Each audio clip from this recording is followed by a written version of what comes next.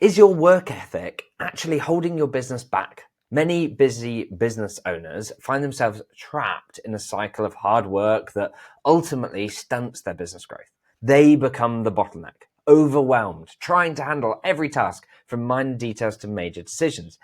I've definitely felt like this at numerous points in my businesses. And this constant hustle can lead to burnout and frustration and the painful realization that often your efforts are actually hindering your success. So how do you break free from this cycle and truly scale your business? Today, we have a phenomenal guest, Erin Mathie. Erin is a fractional COO and multi-certified consultant with a mission to end the small business time trap. She's transformed hundreds of businesses, teaching owners how to delegate effectively and focus on what truly drives growth. Erin turned her own tutoring company into a successful venture, working only a few hours a week, grew it to employ 25 people, and then eventually sold it, and then founded a consulting business where she's developed processes and systems for hundreds of businesses, enabling them to scale without sacrificing quality or their sanity. So today we're going to explore Erin's journey from overworked business owner to strategic shareholder and explore how a misdirected work ethic can be a business's biggest barrier and the practical steps you can take to free up your time.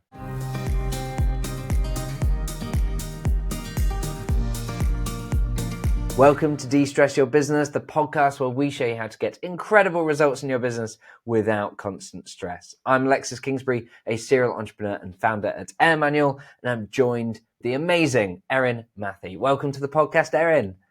Thank you so much for having me, Alexis. It's great to be here. You started a tutoring company and built that and then sold that and essentially became shareholder and consultant. Talk me through a bit of that journey and about some of the pivotal moments. Yeah. So my first jump into entrepreneurship was I started a tutoring company, and I started it and I thought initially, my work ethic is what's going to make this successful. And work I did. I did everything on my own. I think at the time I thought, if I'm the one that's putting in all of the effort, I'm saving myself money. I kind of got in this idea of if I build the website, then I'm saving money. So I built my first hideous website. It was awful. I did all of the sales, all the marketing. I learned how to do HR. I learned how to do basically every aspect of the business and really dove in deep with my work ethic. And I wore that hustle as a badge of honor that, I can do all these things. But what you didn't see behind the scenes is I was also raising 3 small boys and kind of going crazy that way, just trying to run ragged with all of the different pieces. And it felt like as the business grew, every hour that I committed to the business was 1 hour subtracted from my family. And I was able to balance that for a while until I became successful. And then honestly, it was the success that caused me the biggest problems because that work ethic, I had worked myself into a corner now, right? I was at the spot where, yes, it's great that I can do all of the things, but now I'm stuck doing all of the things. And so that work ethic, I had become the bottleneck to growth. I was, taking sales calls thinking, oh, I kind of hope they don't buy because if they buy, I'm going to have to figure all these other things out. And I don't have any more time to commit to this without sacrificing for my family. So I'd become that bottleneck to the business. And a key moment for me was when I made my first hire. I thought, okay, this is going to be the solution. And I think I see this happen with a lot of business owners where you're like, I'm crazy busy, so I'm going to hire someone. And in hiring someone, that's going to fix all of my problems. But in reality, I hired someone, but did I know what they were supposed to be doing on a day-to-day basis? No. Did I have a plan in place for them to be successful at the things that I delegated to them? No. And so surprise, surprise, it didn't work out well. And I see this happen a lot with business owners. I was talking to another business owner who has hired an operations manager 4 times. And I'm like, after about the second time, the third time, you start realizing, wait a minute, maybe I'm the common denominator, or better stated, the systems are the common denominator, right? That's the reason why things aren't being successful. So I really dove in deep after that. I spent 2 years really diving in deep and found out that my gift in business, my love of business, is in developing systems and processes. And so in this deep dive for me, I went through and systemized all of those aspects of my business. And I got to a point where, listen, if I can detail how to make it happen, exactly what it is that I'm doing and who should be doing it, when it should be happening, what are the benchmarks for success, then I could hand it off to someone and train them how to run that process. And then I used that time, I kind of rolled that time. So if I saved an hour a week, I then rolled that time into more systemization. And then I had 2 hours to work on systemization. And then I would, offload something else. And I grew to a spot where eventually I had 23 employees and I was down to working just 2 to 3 hours per week because I had all of the systems and processes in place so that other people could run the business and it wasn't dependent on me. And I think that was my biggest lesson, was recognizing that you don't really have a business until you have something that can run independent of you. I love that, and I think there's a lot of parallels in our own journeys, right? And that kind of realization. And I think I've not talked about it as being that kind of hustle. I've talked about it as just being bad at delegation and everything becoming dependent on me. But I completely identify with that sense of, oh, but I think I'm doing the right thing. Like that feeling of I know I need to put the hard work in. And when you first start a business, that is true. Like even, on this podcast, we'll talk about de-stressing a business and reducing its reliance on you and so on. But to a large extent, very, very early on, there is a load of stuff you just need to start spinning and learning. And the faster that you can do that, particularly if you've left your job and so on, there is a short runway. And so you do need to do it quickly. However, falling into that trap where, particularly the example you give where you're having sales calls where you hope they don't buy, like that, what a perfect example of how it's, we're doing the wrong things, because what's the point if we're going to sabotage ourselves on the sales call? We may as well not even do the sales call. And so I think and yet that's an easy trap to fall into it. So following that experience, what was it that kind of motivated you to think, right, okay, I've gone through that experience myself, rather than building that business further or starting another similar business or something that's slightly different? You decided to go down the route of helping other business owners to kind of escape that trap. What was the motivation for doing that? Yeah, I think for me, a lot of it was honestly that I fell so in love with building systems and systemization, and I didn't have any of it left to do in my current organization. So that was kind of a big part of it for me. And I started initially just doing some consulting with friends on the side. Let me help you with your business, and seeing them get to the point where they were able to drastically reduce how much time they were spending in their business while being able to grow. And I was like, more work does not equal more money, and more money does not have to equal more work. And so breaking those connections for other people really inspired me to say, this is fun. This is what I love to do. And so I sold that tutoring company and started doing consulting full time. Nice. That's fantastic. And given your experience with now working with business owners to solve this sort of problems, when we look at perhaps that work ethic, it's really a double-edged sword, right? Like you kind of do need it. Like if the opposite was laziness and not being willing to do any of the work, we can guess that, that business is not going to be successful. And yet we've talked about how actually it can create a different problem. So can you perhaps give an example of perhaps a client that you've worked with where you've seen that with them and the kind of journey that they went on? Yeah. So the answer is you still need a great work ethic, but you have to be disciplined in your work ethic and be working on the right things. And that's a challenge that continues to evolve as your business evolves, right? So working on the right things at this stage of business may be different from what you're going to be working on in 5 or 10 years. So an example of that was a client that we recently worked with. They produced these beautiful family history albums that include tons of research, and there's these very custom books. It takes them about 2 years to build these books. Wow. And they've been in business for 7 years. And the owner has been very invested in the parts of the business that he loves, right? Like quality checks. I want to make sure this is just the most beautiful, the best book. I want to make sure that I am involved in all of the different pieces. So he was spending time doing everything from helping the sourcing how much the pricing was going to be for the binding on this book that they were purchasing, to, spending hours and hours personally creating the invoices so that they included enough detail that the customers felt like they were well cared for. And he was spending exorbitant amounts of time doing these things that really he didn't have to do and really weren't adding to the impact that he was trying to create. And I think sometimes we get in this spot like he was, and I think we've all been in this spot too, where you think that you are the superhero by stepping in and doing these pieces and solving the problems that maybe your team doesn't feel comfortable with or that your team doesn't like to do. But in reality, what we're doing is, putting our head in the sand and hiding from the real problems, which is the problem is you don't have a system to handle that. And you need to be putting your effort as the owner in creating the system so that somebody else can handle it. And by removing those things off from his task list, he could focus on the things that really did give impact to the clients. Instead of, sourcing their binding pricing personally, which doesn't add a ton of warm fuzzies to the client. What he was doing instead is now he was hand delivering the first book to them and letting them take a look at that. And then he was, writing cards and following up and doing interviews with people and doing the things that really made that difference to the customer. And so I think part of deciding what it is that you need to work on is thinking about what is the goal that you're trying to achieve and which of your actions has the biggest impact towards that goal. Yeah, I think I love that example. And also, I think it illustrates a point which I often see, which is for a lot of business owners, there's kind of this feeling of, if I let go of these tasks, then what will I do? If I free myself up from choosing the binding, what if they don't pick quite the right one, or it's too expensive or whatever? And also I've got to do something anyway, so I may as well.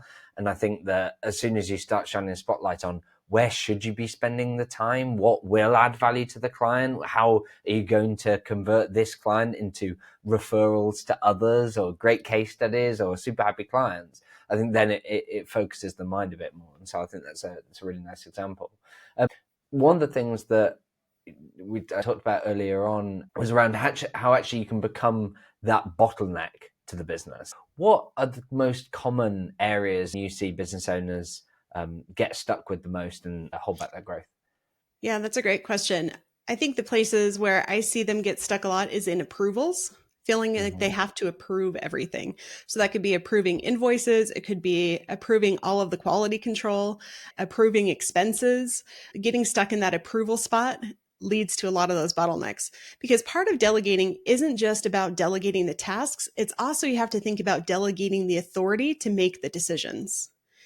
And I think that's something that gets overlooked a lot. And that's a big cause for bottleneck is if you are delegating things, but they don't really have the authority to push it to the end of the line, then you haven't really delegated it. You're still in charge of making all of the decisions. And so when you're not there, the business can't grow. And as the business grows, you have more and more and more of these decisions to make, and it takes time away from the strategic thinking that you should be working on. But I think all of us business owners have our pet projects. So the pet processes that we feel like this one is mine. It's probably not the best thing for me to be doing, but I just love it. And I want to keep this as my little pet project. And in reality, we have to look at that in a hard way to be able to say, is this really driving the business forward? Is this really the best use of my time? And I think that there's a challenge too, because when we start business, I think about a baker who starts making cookies, and because they love making cookies. And so they start a cookie bakery, and, 10 years down the line, they don't make any cookies ever. They hire and they do HR and they're involved in all of these other processes, but they don't make any cookies and the things that give you passion. So I think it's important when we're looking at bottlenecks to think, am I keeping this because I'm critical in the process? Number one. Or is that something I could pass off to somebody? Am I keeping this because it's a pet project and it's not really serving anything? Or am I keeping this because it's a passion piece for me? And if it is a passion piece for you, there are still ways to be able to incorporate that, but you may have to get more creative as the business grows so you can keep your passion without it becoming a bottleneck to the rest of the company's growth.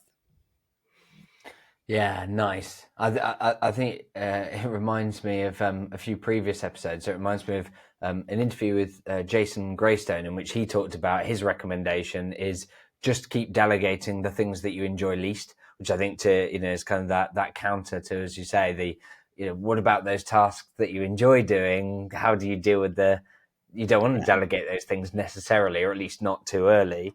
And also what you were saying reminds me of my interview with Adrienne Dorison from Run Like Clockwork on how we talked about getting things off your plate, because that point around the giving people the permission, like giving them the authority to make that. And yes, you probably need some kind of review or approval step early on when you first hand over that process, particularly in our approach when we get people to document processes with AirManual and so on, is we say document the process like high level with a few details, etc., in less than 15 minutes, then get someone to run through it and use that as an opportunity to identify where do they need more information, what questions do they have, what mistakes do they make, and get to a point where you're happy that, okay, good, they're not making mistakes. And then if there is a load of risk, like pricing, for example, where you might say, look, if the project's over $10,000, then yeah, I want my head of sales or to give it a quick eye before it goes to a potential client. Like, then there's ways in which you can do that. But I think you're so spot on with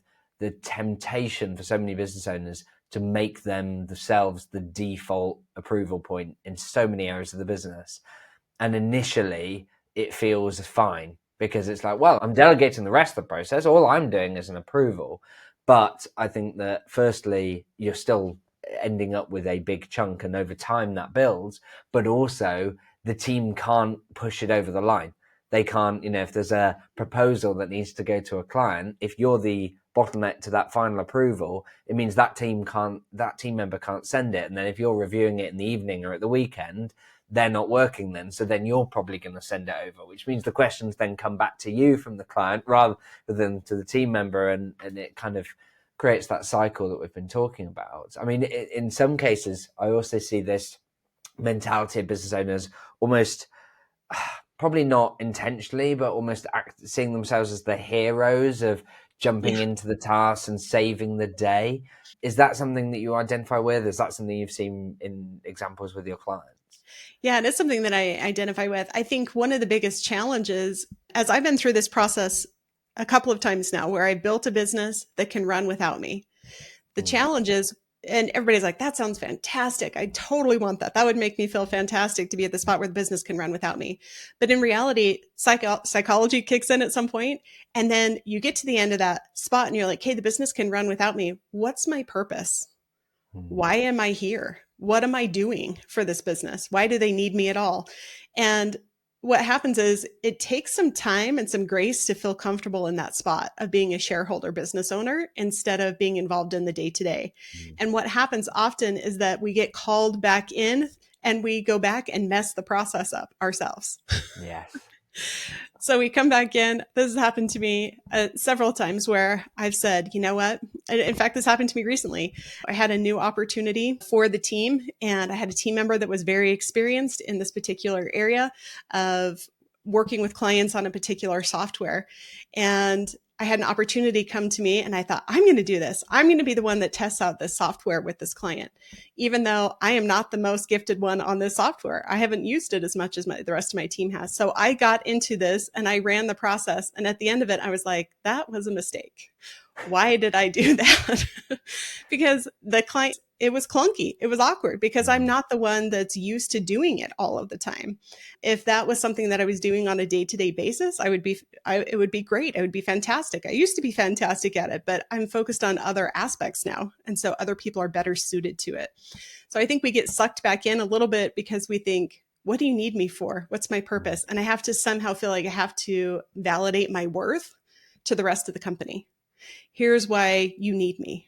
When in reality, it should be celebrated that you built something that can live without you. Yeah, no, that's so true, and something that I've definitely done multiple times myself as well. I think that's sometimes a risk that people can look at, self-confessed process and systemization geeks like us and think, oh, well, they're just naturally good at this, and as a result, they're predisposed to be able to be good at this, and I'm just not, my brain's not wired that way. And I suspect that the reality is, based on our history, is both of us have struggled with this as an area, And our enthusiasm comes from the fact that we've seen the impact that it can have. Yeah. And so, like, it's a little bit like I've seen business owners who go, oh, I hate the numbers. I detest spreadsheets. I don't like the financials. If I can just hand that over to my accountant, I prefer that. And then they learn how to use KPI dashboards and a good understanding of their profit statements and their balance sheet to actually provide some rigor on their business. And they fall in love with it because they go, oh, I see it now. It's not difficult maths. It's just looking at it a different way. And I can do that. And it tells me the picture of the business. And I think sometimes it is about embracing that. Thinking about some of the clients that you've perhaps worked with where they've perhaps struggled to let go, perhaps how they've been too involved and too reluctant to step back. Is there an example that comes to mind where you've almost had to pull them out of the business kicking and screaming? What did that look like? How did you approach it? I think there's a lot of business owners that have to be pulled out kicking and screaming. So there's a few of those that come to mind. One of the ones that comes to mind that we worked with most recently was a nonprofit company. And the director of the nonprofit was very passionate about the business, very passionate. This was their heart project. They were in it. They dreamt it. They slept it. They, were very involved in all of the people's lives that they were serving. And they felt like their contribution into the business needed to be in every area to make sure that their clients were taken care of. So they were very involved in everything from invoicing to designing services. They were hiring all of the volunteers and personally training all of the volunteers. They were doing every single aspect, doing the community outreach, trying to plan events, like doing every single aspect of the business. And when we started to look at it and say, listen, you can't serve the people that you want to serve when you are involved in every process. So you have to pick. Either you can stay where you are and limit the number of people that you serve so that you can be you can have a high touch in every aspect of the business, or you can serve more people. You can bless the lives of more people, but in order to do that, you have to get out of your own way. And so to do that, we had to look at that gut check for this, for this lady to say, what are the pieces where you feel like you are making the biggest impact for the people that you serve? And they found that their biggest impact was at doing this initial consultation. And they were able to help this client. And I'm like, great, let's keep you there. And that's your touch point with the clients, but you're not checking the clients in every day when they come in to the office. And you are not the one that's running all these other pieces. Your job is community outreach and your job is managing, working with the board, but you can keep that passion piece on where you can have that impact. But for this owner, it was a matter of, do I want to have super high touch on a very limited number of people? Or do I want to be able to bless the lives of more people? And there's not a right or wrong answer with that, but it is a judgment call that every business owner has to make at some point. Yeah, and I love that as an example where, because it's a not-for-profit, in a lot of businesses that we work with, the owner is very purpose-led, passion-driven, and so on. Mm-hmm. And so sometimes it's like, it's not about the money. For them, it's not about the money. And so as a result, it's like, I don't mind doing everything. And I don't mind if it means that I'm not growing my income or whatever. I just want to help people. And I love that as an example of, it's like, great, if you want to help people, do you want to help more people? Or do you want to help people more?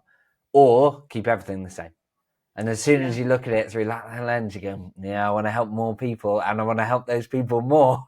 And that involves looking at where the activities are that create that impact and delivering that. So I think that's a great example.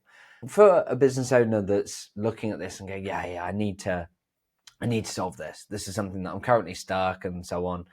What's your approach that you tend to take? You've kind of alluded to perhaps some of the questions that you might start off with in terms of what's having the greatest impact, where you're having the least impact, what are the things that you're passionate about and so on. But what's kind of the journey that people go through? Because I think a lot of people that I tend to work with, they'll assume that it's a very long journey to let go of these tasks, that it's going to take them days of work over the series of many months or even years to even get to a point where they can start to see impact. What's the kind of process that you work with your clients? Yeah, I think that's a common feeling because people are feeling overwhelmed as a business owner when you get to that point and you're tracking all of the weight of all of the things in your head and it feels very heavy. So one of the first things to do is to actually identify what it is that you're doing. I think we've all, as business owners, had that day where you show up to work, and you're like, okay, today's the day. I'm going to get all of these things checked off from my to-do list, right? And you sit down and you're like, I ran all day. I got nothing done. And in reality, I think we don't even recognize the things that we are doing. So the first step is to recognize, what are you actually doing, and tracking that over a 2-week basis. It is not something that is super glamorous to be able to track, but it is very insightful. It's probably one of the most insightful things you can do when you are feeling overwhelmed, is to start tracking, what am I doing and how much time is it taking me? Once you have that list, then you can start saying, okay, what impact is this? A mission critical thing that I really have to tackle? Or is this something that, if the systems were in place, if I had the right person here, that I could hire it out to someone else? And when you start asking those questions of, if I had the right process and if I had the right person, could I get this off my plate? And then you start building the process and delegating. But first, identify what it is on your plate and what's mission critical for you. The next thing that I always like to do is to take a look at that future org chart. So think about, who on your team do you need in the next 3 years to support what your growth goals are? And how is your role as the owner going to shift over those next 3 years so that you can support that growth goal? Because chances are, if you're looking to, 5x over the next 3 years, you can't be doing the same things that you're doing today. So looking at that and writing out an accountability chart or an organizational chart for, here's where I'm growing to, here's the people, here's what it is that they're going to be doing. And then that gives you a list of, okay, here's who I need to hire next, and here's the pieces that I need to start delegating. Nice. And so once you've got that kind of blueprint of what the organization needs to look like, as you say, it becomes a lot clearer on actually what are you going to need to let go of. What do you and your team tend to do next? What are the kind of next steps that you typically go through? Yeah, so the next steps for us really are to look at starting to get the documentation down and the processes down tight. One mistake I think that a lot of people make is documenting things the way that they are happening right now and leaving that as the permanent solution for someone else coming in. But if you're documenting a process, it's a great time to be able to look at it with an outside eye. And I encourage people to get another person that's not a part of that process to look at it and say, why are you doing it that way? So it's a great time to start reviewing those processes before you document them. Because if you're documenting things that are broken, you are just going to scale that brokenness. So we want to make sure that as you're documenting things, that you are improving that process and making sure that it's super tight, and then getting it documented, and then start rolling it out and testing it with other people. Yeah, that's really nice. I think that's so true about the getting another pair of eyes on the process. It's amazing how quickly and easily other team members can identify those improvements. It reminds me of my very early days as a management consultant, where I was going into businesses with very little experience in how that particular business is run, or indeed other businesses are run, and feeling very exposed by that. And yet being able to identify within minutes ways in which they could be saving hours and just having that external perspective. And yet I've seen, even in fact, some of the webinars that my team have run, I've seen examples where, so for our customers, we'll do these like online workshops and so on, and they you'll have one team member kind of going through, oh yeah, and this is our process, and capturing it and so on. And then either another member of their team or someone else from a different organization, if it's one of our group workshops, just like asking a question or saying, oh, why don't you do it that way? And like, exactly as you say, like live process improvement. But it's an interesting one, because at the same time, what I see sometimes is people resisting documenting the process, because they say, oh, well, I don't document it now because it should be improved. Like, we don't want to document what we've got currently because it's like, well, we know we're going to change it. It needs to change, or we don't do it consistently or whatever. Would you agree that, like, actually you need to start with something and then kind of add? And where have you seen examples perhaps with clients where they've had that resistance, and have you kind of broken through?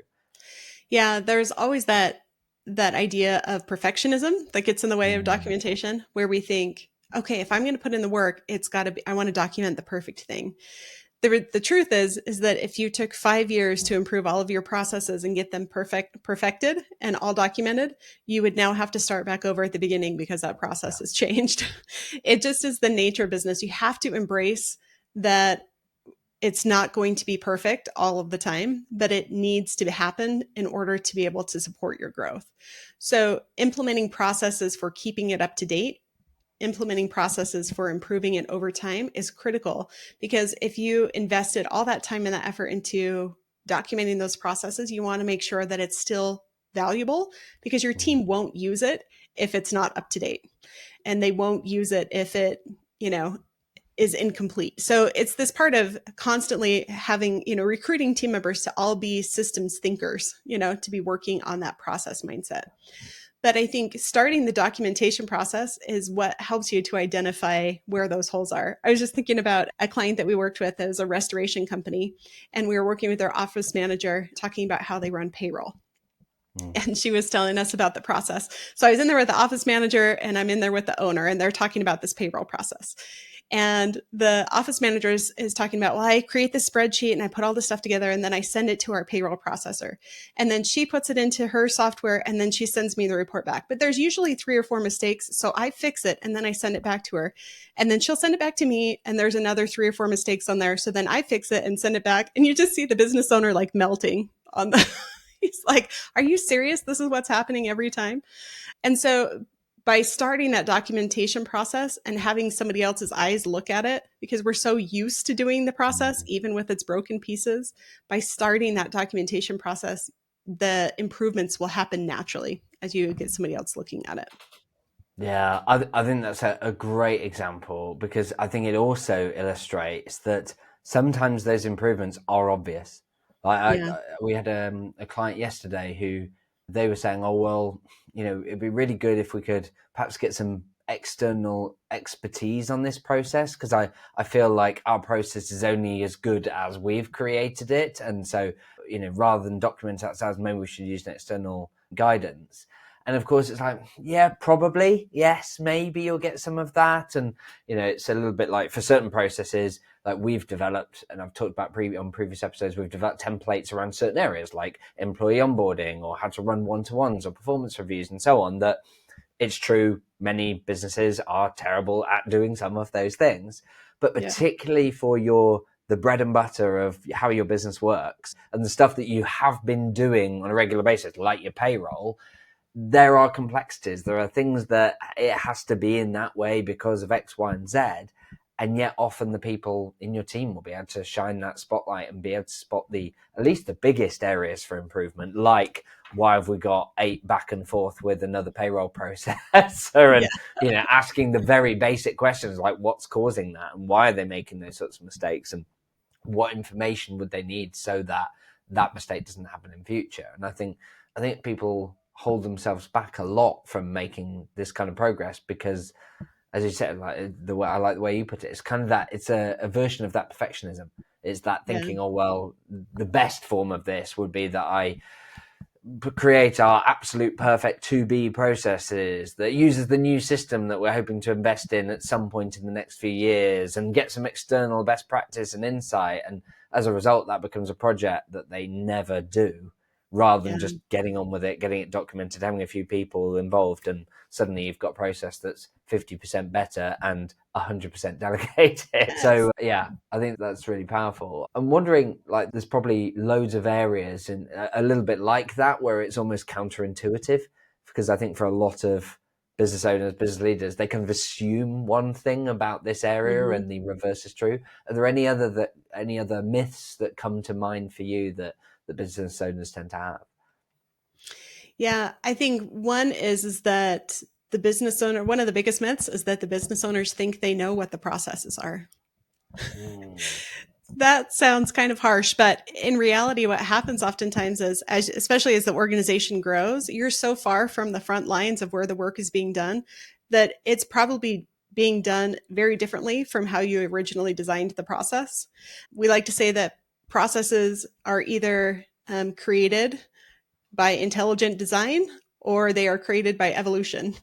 And if you're not being a part of the intelligent design and pushing that process all the way through to the end and making sure that the intelligent design is followed, then your process has evolved and you probably don't know what's happening anymore. And so it's important when you're looking at documentation to ask the people on the front lines how it's actually happening and ask them, where is the pain in this process? Where is it frustrating to you?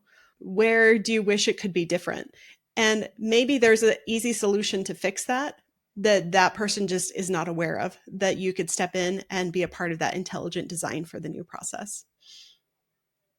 That's really nice. And I think I see that so commonly as well, that sense of, oh, well, we won't necessarily know what the issues are, or we don't understand the pain points, or assuming that you need to fix everything, rather than, as you say, actually just asking the team, like, what's currently causing pain, or what's currently taking up the time. I've seen my own examples within my team, like where I identified that the sales team was spending as much time doing the follow-up after a call as they were spending on the call. And actually a load of automation and changes to our process was able to reduce that from like an hour and a half's worth of follow-up down to 10 minutes. And that wasn't through any incredible insight or expertise. It was just by shining a spotlight on where's actually taking up the time, which is another thing that I often see, is that people assume that they need to optimize everything, right? Rather than just go, actually, where is taking up the time, which loops back to your point earlier about actually doing a review of what's the last 2 weeks look like, how you're spending time, either for yourself or other team members. One of the things that we've talked about, solving this problem so that it frees up the business owner's time, so that they can add more value to and impact more people, so that they can improve consistency, improve efficiency, etc.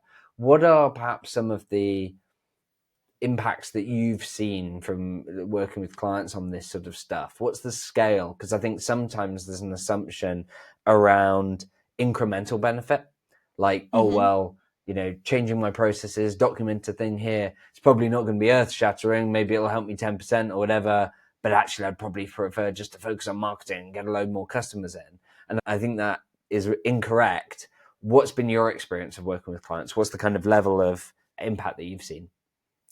Yeah. So first off, I think it's fascinating that you brought up marketing. I think that marketing is one thing that people think, if I just had more clients, that would fix all of the problems.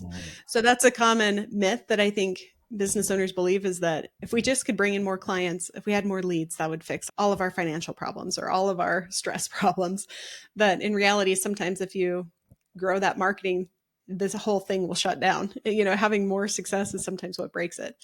But in terms of looking at the scale, sometimes you can find efficiencies that have a huge impact quickly. Like one company that we were recently working with, they just hired a new operations manager who's very skilled in finance and wants to be able to help them with their inventory and doing job costing to know exactly how much these individual products that they're producing are costing them, and are they getting the correct markup? Because they had found several units that they had sold for $60,000 that cost them $63,000 to make. And so, in that case, more leads is not the solution, No.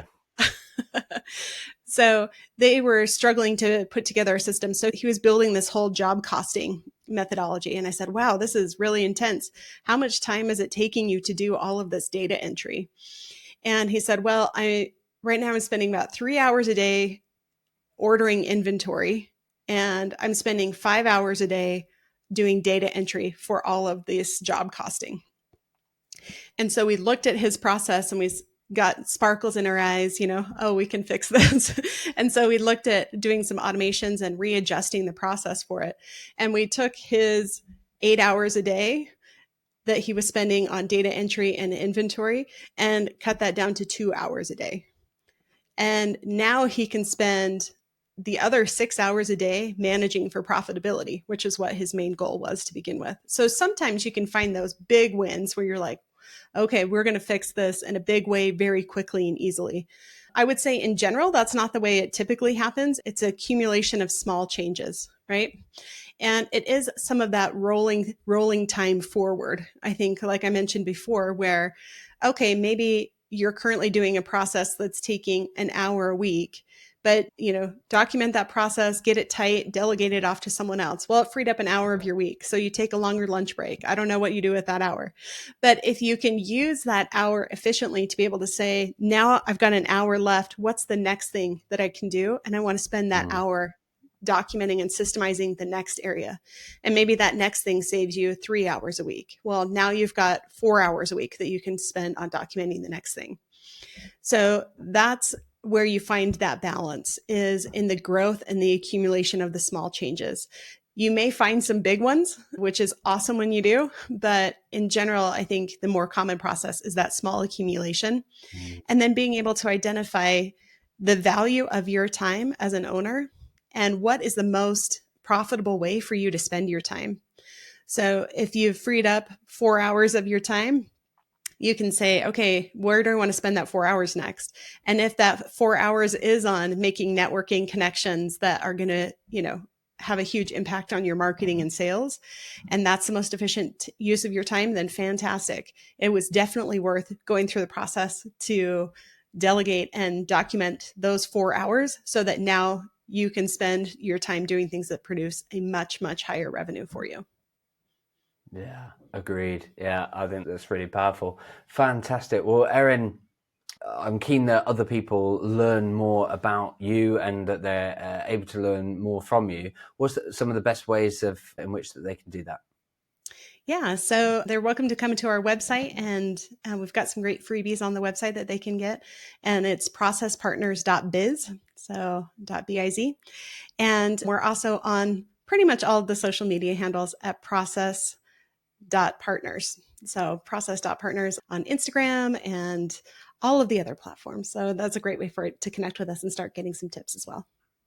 Fantastic. Love it. Thank you. And from a personal perspective, I'm interested, like, you're familiar with the way in which we've built AirManual to kind of reduce the friction around documenting processes and so on. How important is that? And I appreciate putting you on the spot, and whatever you answer, I'm fine with, because I think that's an interesting one, right? Like, I have a particular view on it, but from your experience of working with many hundreds of businesses, and you're able to be much more technology agnostic, right? There's lots of different tools like AirManual that you've used over the years. How important is it to make sure that you've got a tool that kind of reduces some of that friction and so on? I think it's essential when you start really diving into systemization, you need a tool that can manage those.